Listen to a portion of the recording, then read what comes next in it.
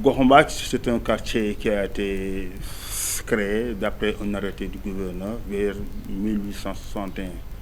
Bon, maintenant pour le nom, il y a trois versions. Gorumbach, comme c'est un nom wolof, Goku, comme lieu d'habitation, et Mbach, il y a trois versions par rapport à Mbach.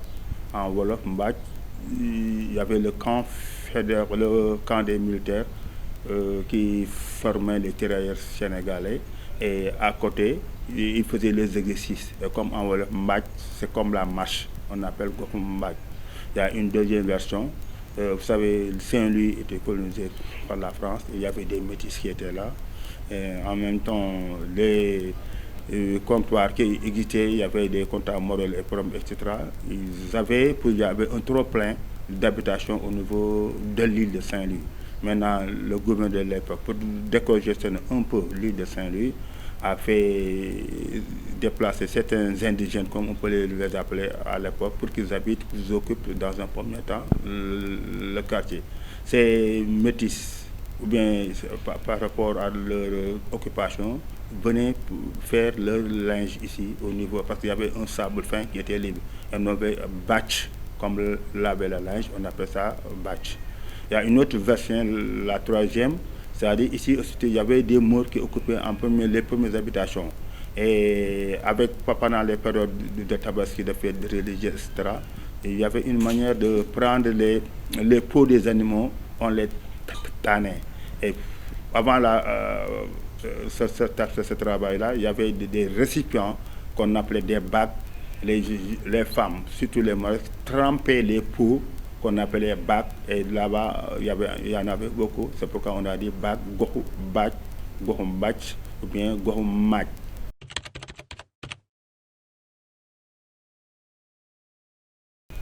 Bon, le conseil de quartier, c'est d'abord, le départ, c'est Saint-Louis, c'est vers les années 1985. C'est avec la décentralisation. C'est une manière au niveau de la commune pour les administrés d'être plus proches de leurs administrés. Bon, la commune, elle est là, mais au niveau des populations, il y a un écart par rapport à leurs activités, par rapport aux activités de développement. La commune de Saint-Louis, c'est la ville première qu'on a l'habitude de dire, à créer ce qu'on appelle le conseil de quartier, qui recoupe toutes les structures associatives, les groupements de femmes, les OCB, ce qu'on appelle les associations communautaires de base, les AIC, et toutes les structures associatives fédératrices alors, se regroupent autour du conseil de quartier. L'objectif, c'est par exemple de penser au développement local de leur quartier.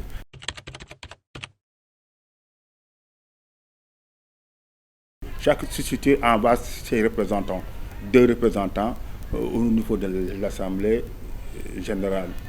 Maintenant, les représentants, à l'issue de cette assemblée, élisent un comité directeur, et au sein de ce comité directeur, on élit les présidents, le bureau et les présidents de commission. Et les commissions sont des commissions thématiques. Il y a des commissions qui s'occupent de la santé, d'autres qui s'occupent de l'environnement, d'autres qui s'occupent de l'hygiène, du cadre de vie. C'est comme alors une commune en miniature.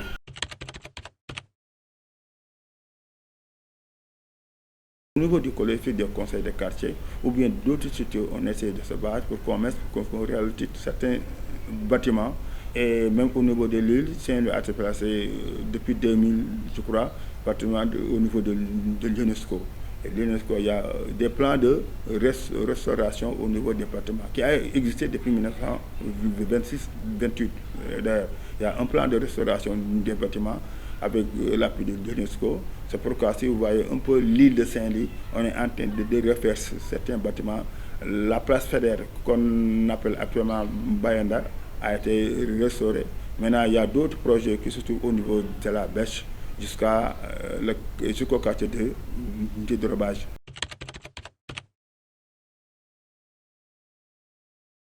Depuis presque 4 ans, il y a un projet qu'on appelle le projet SERP. C'est un projet d'urgence et de résilience pour au moins sauver une partie de la langue de Barbarie.